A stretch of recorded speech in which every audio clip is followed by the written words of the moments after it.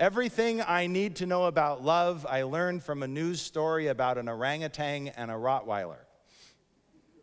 That's actually not true, but it is a good story. So in 1992, Hurricane Andrew came tearing through Florida and did huge amounts of damage. And in Miami, it destroyed a tourist attraction called Monkey Jungle. This was a place that had monkeys, thank you, and the chimps and orangutans and apes of all kinds, and it was destroyed, and all of these primates are out wandering the city. And this news crew was out, and they were looking at the damage. They were surveying the damage of one particular neighborhood, and they started with the footage over here, and they were showing the damage, and right down the middle of the street comes this orangutan. And he could care less. He's just walking.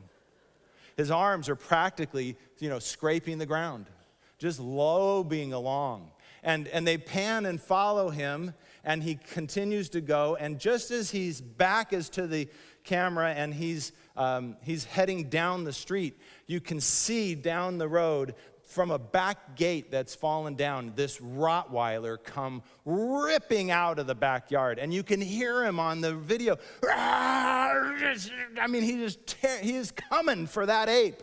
I mean, he is putting it up and putting it down. He is moving, and that ape is just the whole time, just like this. Right? And it's terrifying. I was like, oh my gosh, I'm going to see this ape completely torn to pieces. And it took like seconds. And he just was like this. And here's what happens. That Rottweiler lunged at him, leaped 5 feet in the air, teeth bared and growling, and rah! And that the orangutan never looked. He went like this.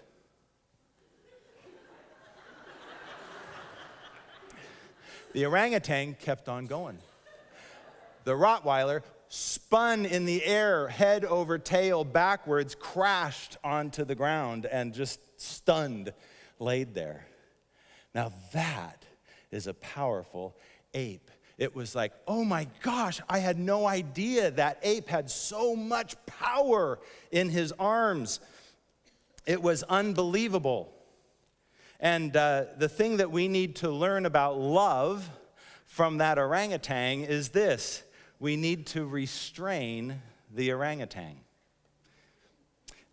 We need to restrain our orangutan. The power in that ape to drop that dog was stunning, but it is nothing compared to the power that you and I have to smack people down without ever being aware of it.